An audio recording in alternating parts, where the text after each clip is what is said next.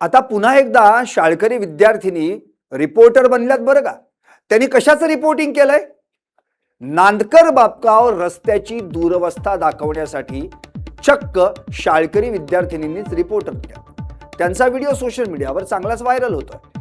दिया शिवाजी भोणकर हिनं हातात बाटली घेऊन रस्त्याची वस्तुस्थिती कॅमेऱ्यासमोर मांडली, तर तिची मैत्रीण दिव्यांका मनोज जाधव आणि त्यांच्या मैत्रिणींनी रस्त्यामुळे विद्यार्थ्यांना होणारा त्रास सांगितलाय.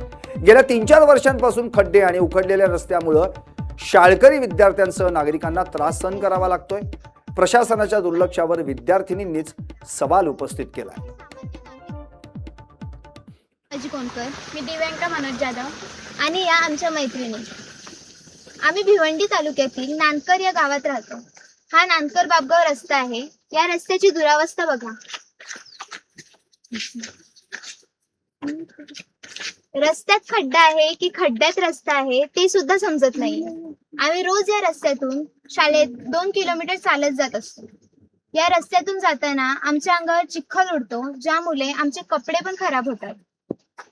तसेच या रस्त्यावरून गर्भवती महिला, वृद्ध लोक आणि सामान्य नागरिक सुद्धा नांदकर वरून कल्याणला जाण्यासाठी या रस्त्यानेच प्रवास करतात.